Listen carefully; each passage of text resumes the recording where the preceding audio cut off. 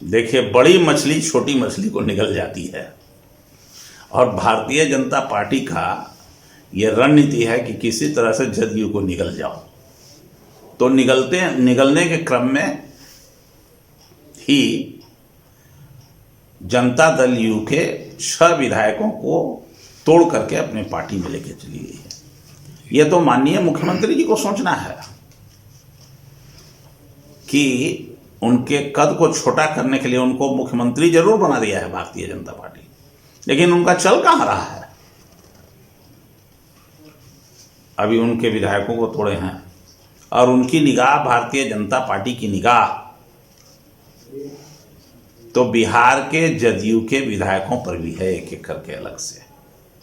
अवसर मिलते के साथ इसको भी तोड़ने का काम करेगी भारतीय जनता पार्टी। समय है, संभल जाएं, नहीं तो इसका खामियाजा और नुकसान तो माननीय मुख्यमंत्री जी को भुगतना ही पड़ेगा।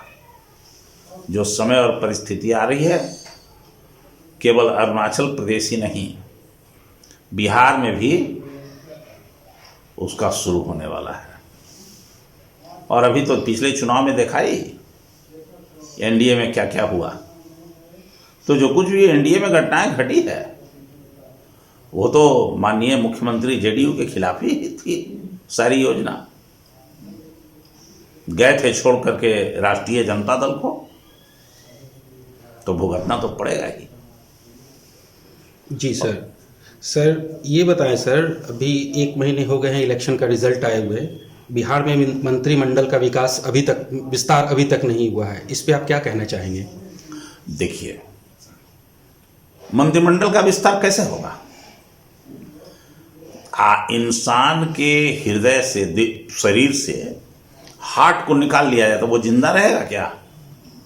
ठीक उसी प्रकार से भारतीय जनता पार्टी ने जनता दल यू से और बिहार के मंत्रिमंडल से उसके हार्ट को निकाल लेने की कोशिश किया है। उदाहरण के लिए, मंत्रिमंडल का जब गठन हुआ, बिहार मंत्रिमंडल का जेडीयू और भाजपा के साथ, सबसे पहले बहुत प्रयास करते रह गए माननीय मुख्यमंत्री कि जेडीयू को मिल जाए स्पीकर का पद। स्पीकर का पद उनको नहीं मिला। दूसरा, अब मंत्रिमंडल का विस्तार नहीं हो रहा है, इसलिए कि संख्या बल के आधार पर भारतीय जनता पार्टी ने कहा है शायद दिन से कि आप होम और कार्मिक, गृह और कार्मिक भारतीय जनता पार्टी लेना चाहती है। भारतीय जनता पार्टी तो कहती है कि हमने चुनाव में वादा किया था कि मैं आपके नेतृत्व में सरकार बनाऊंगा, आपको मुख्यमंत्री बनाऊंगा। भारतीय जनता पार्टी ने माननीय नीतीश कुमार जी को मुख्यमंत्री बना दिया है, ये वो कहती है। अब सवाल ये है कि माननीय मुख्यमंत्री जी को सोचना है कि क्या करना है। और मंत्रिमंडल का विस्तार तो तब तक नहीं होगा ना, खरमास के नाम में कितना दिन तक ये बहाना करेंगे? जी, एक एक मंत्री के ऊपर कई कई विभाग हैं, परेशानी लोगों के साथ है, सरकार चल नहीं रही है, लॉ एंड ऑर्डर नाम की कोई चीज नहीं है, लूट अपहरण डकैती का भरमार है। अब तो हद तो तब पार कर गई, मंत्रिमंडल में शामिल दल भाजपा, उसका अध्यक्ष संजय जायसवाल जी कहते हैं कि बिहार में लॉ एंड ऑर्डर नहीं है। सरकार उन्हीं का, और बिहार में लॉ ऑर्डर नहीं कहते हैं। जी, हेल्थ उनके पास है, हेल्थ नाम और कोई हेल्थ व्यवस्था, स्वास्थ्य व्यवस्था नहीं है बिहार में। यहाँ के लोगों को मरने के लिए छोड़ दिया। लेकिन इनडायरेक्टली ये भी है कि माननीय मुख्यमंत्री को बदनाम कराने का एक तरीका भी है।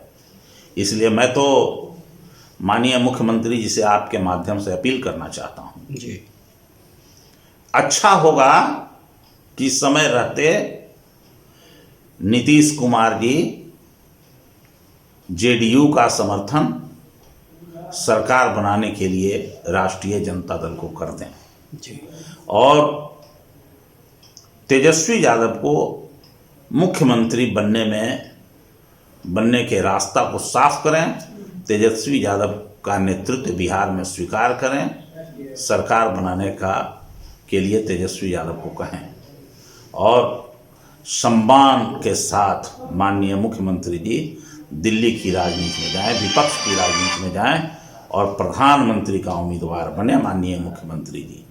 हम सब लोग आग्रह उनसे करते हैं कि समय रहते उनमें सफल दृष्टि भी रखते हैं। जी प्रधानमंत्री के पद की बड़ा दिल दिखाइए, प्रधानमंत्री की लड़ाई लड़िए। आप अब कहाँ इतना दिन आप मुख्यमंत्री रह लिए, अब कितना दिन मुख्यमंत्री रहिएगा माननीय मुख्यमंत्री जी? तेजस्वी यादव नौजवान लड़का को मुख्यमंत्री बनाइए, बिहार का बागडोर तेजस्वी यादव के हाथ में दीजिए और आप दिल्ली की राजनीति कीजिए। हम यही आपसे आग्रह करते हैं आपके माध्यम से, इस चैनल के माध्यम से। जी सर, नेता प्रतिपक्ष तेजस्वी यादव जी का स्टेटमेंट आया है, उन्होंने कहा है कि मिड टर्म पोल हो सकता है। किस आधार पे तेजस्वी यादव ने ये बात कही है? भाई मिड टर्म पोल तो कभी भी हो सकती है बिहार में, ठीक ही कहा है तेजस्वी यादव ने। और जो परिस्थिति है बिहार की और देश की, वो कभी भी मिड टर्म पोल हो सकती है। ये अब दूसरी बात है कि अब तो हमारे यहाँ कोई डेमोक्रेसी नाम की चीज़ ही नहीं भाजपा ने रहने दिया है। अब डेमोक्रेसी है कहाँ, संसद चल ही नहीं रही है, शीतकालीन सत्र बुलाया ही नहीं गया, इतने दिनों से किसान रोड पर हैं, उनसे कहाँ हमारे माननीय मुख्यमंत्री जी को फुर्सत है।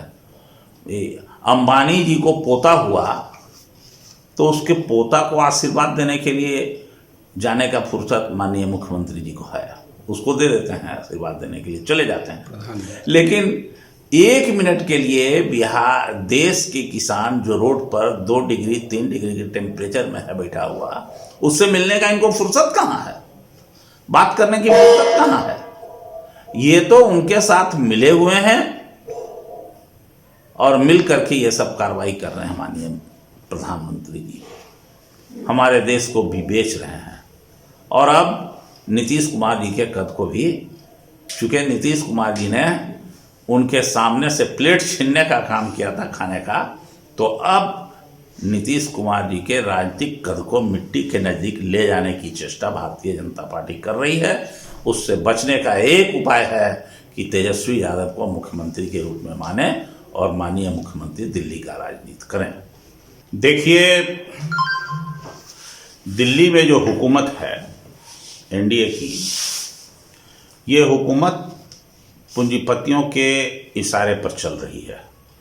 देश के जो 3-4 पूंजीपति हैं उन्हीं के इशारे पर चल रही है और देश के अन्य संस्थाओं को इन्होंने बेचने का काम किया और कुछ संस्थाओं को बेचने की तैयारी है। और उसी क्रम में अब किसानों के जमीनों को पूंजीपतियों के हाथ करने की तैयारी है। ये तीनों कृषि बिल देश के किसानों के लिए काला बिल है। भारत एक कृषि प्रधान देश है और हमारे देश में अन्नदाता उसको कहा जाता है और माननीय प्रधानमंत्री जी कहते हैं अन्नदाता।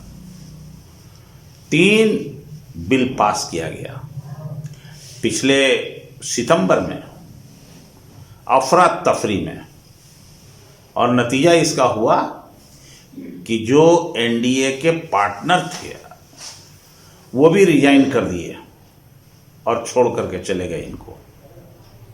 ये कृषि बिल हमारे देश के लिए आत्मघाती बिल है।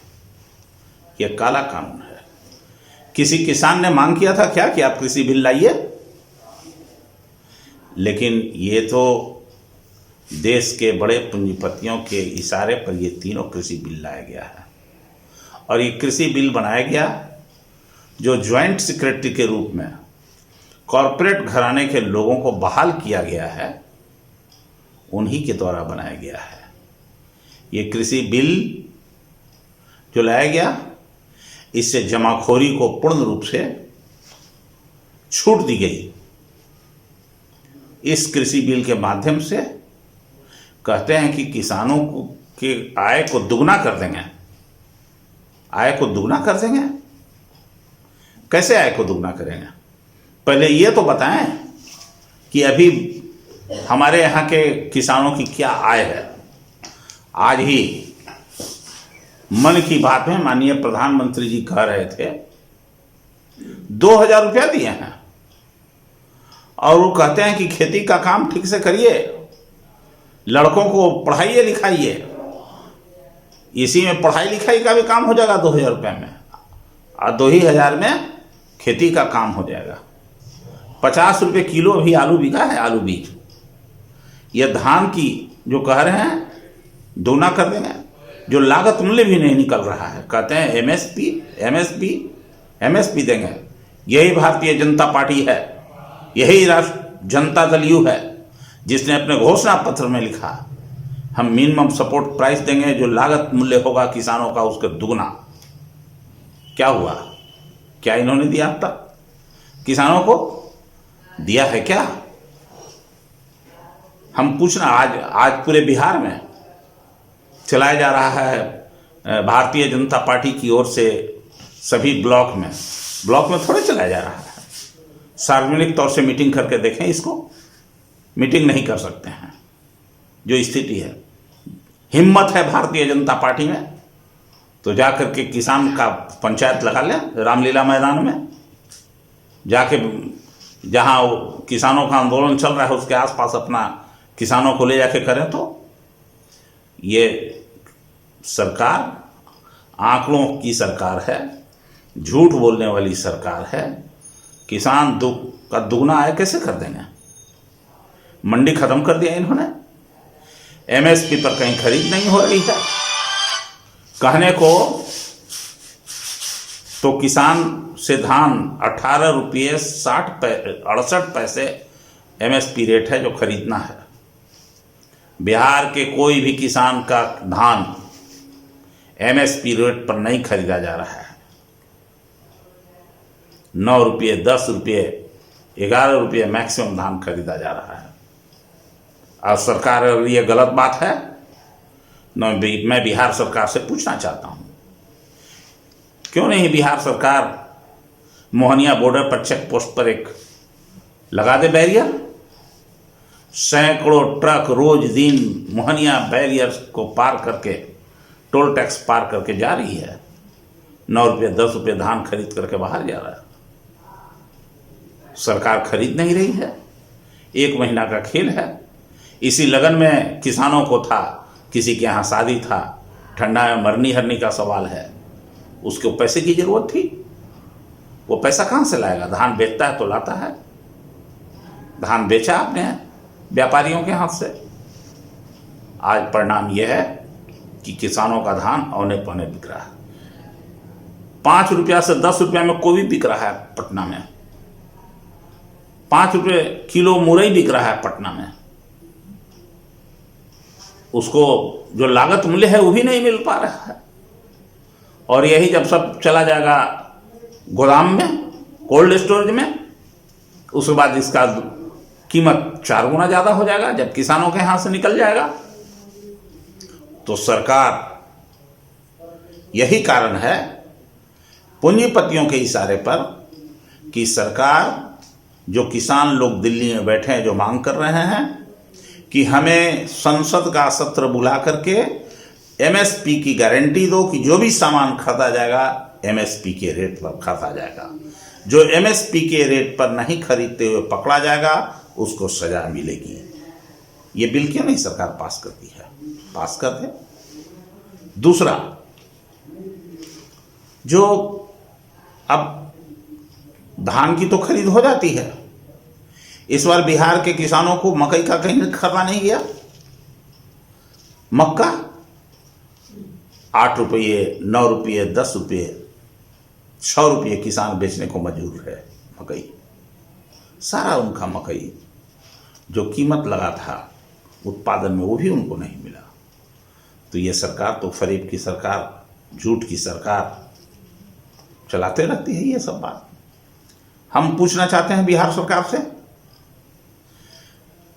बिहार सरकार जो मुंह चिल्ला चिल्ला के अखबार टीवी माध्यम से, ये फर्जी चैनल के माध्यम से जो गलत, हमेशा दिन रात गलत बयानी करता है, ये कह रही है कि बिहार के किसानों का आय दुगना हो जाएगा। अभी बीजेपी से भी ब्लॉक में चला रही है कैंपेन। तो पहले ये तो बताइए कि कितना आय है बिहार के किसानों का वार्षिक आय, तब ना दुगना कीजिएगा। कोई रिकॉर्ड है क्या इनके पास? ये तो बताएंगे नहीं और कहेंगे दुगना कर देंगे, दुगना कर देंगे। पहले आप अपना रेट बताइए, तब ये दुगना की बात कीजिए। सबको पता है किसानों को धोखा देने का केवल काम हो रहा है। सर, आप ये भी बताएं कि इस पर टिप्पणी कीजिए कि प्रधानमंत्री और हमारे जनता दल जो बता रहे हैं कि किसानों की आय दुगनी हो जाएगी कृषि बिल के आधार पे, इस पे आपकी क्या टिप्पणी होगी? भाई अभी तो हमने बताया ना आपको कि आय दुगनी कैसे होगी, ये सरकार को बताना चाहिए। और सर हाँ। जी सर, बिहार में जो धान की खेती हो, धान की तेजी से बिक्री हो रही है एमएसपी के आधार पे, उस पे आपकी क्या राय है? एमएसपी के राय के आधार पर तो कहीं धान खरीदा ही नहीं जा रहा है। सरकार ने कहा कि 6,000 करोड़ रुपया पैक्स के लोगों को दिया गया। ये कागज में है। कितने पैक्स हैं जिनको दिए गए धान खरीदने के लिए पैसे? अभी ये तो किसी को पता ही नहीं है। दर्जनों पैक्स अध्यक्षों से हमको मालूम हुआ, मैं जितना जानता हूं अभी कहां कोई पैक्स धान खरीद रहा है, पैसा ही नहीं उसको मिला है। लेकिन अखबार टीवी में आ गया कि खरीदा जा रहा है। ये झूठ, इसीलिए मैंने कहा कि ये झूठ की बोलने वाली सरकार है। ठीक उसी तरह से झूठ बोल रही है जैसे बिहार के नौजवानों को कहा कि 19 लाख लोगों को नौकरी देंगे, अभी किसी को नौकरी मिला नहीं। ठीक उसी तरह से ये झूठ बोलती, जैसे अभी जाके पश्चिम बंगाल में कह दिया कि हम 80 लाख लोगों को नौकरी देंगे। अरे भाई, दिया नहीं, लेकिन आप तो अखबारें में नौकरी देते रहते हैं, सब आंकड़ा निकलवाते रहते हैं। तो इसलिए कहा ये आंकड़ों की सरकार है, झूठ बोलने वाली सरकार है। आम जनता के आंखों में धूल झोंक रही है और कहीं से कोई इसका कोई प्रभाव नहीं है।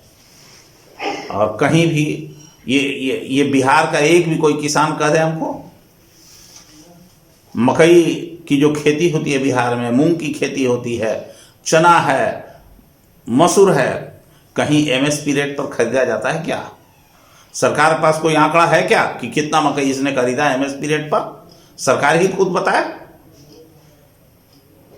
जो खरीदने का लक्ष्य रखते हैं ये सरकार, 30 लाख मीट्रिक टन पिछले बार इन्होंने लक्ष्य रखा था खरीदने का धान, आधा भी नहीं खरीद पाए। अगर खरीद पाए तो बता, मैं खरीद ही नहीं पाए आधा भी। उसी तरह से अभी माननीय मुख्यमंत्री जी आते हैं नालंदा जिला से, उनके यहाँ के किसानों का क्या हाल है? अभी जब रेल मंत्री थे तो ये ट्रेन चला रहे थे, कार्गो और क्या क्या सिस्टम की, यहाँ का अनाज जाएगा दिल्ली और विदेश जाएगा, दुबई जाएगा, क्या क्या सब बातें हुई। कितना नालंदा के कितने किसानों का गोभी, आलू नालंदा से दिल्ली जा रहा है, बाहर जा रहा है। मूली, सारे किसान अपने उत्पादन को, मूली को फेंकने के लिए मजबूर हैं, बैगन को फेंकने के लिए मजबूर हैं। कोई ग्राहक नहीं खरीदने वाला, ग्राहक नहीं है कि खरीद सके वो। और ये सरकार कहती है कि उनको हम रेट दुगना दिए ना, उत्पादन से दुगना दिलाएंगे। एक समय था कि हमारे यहाँ उत्पादन की कमी, अब हमारे यहाँ के किसान भारी मात्रा में उत्पादन कर रहे हैं, लेकिन उनको उत्पादन का सही दाम नहीं मिल रहा, उनके उपज का सही दाम नहीं मिल रहा है।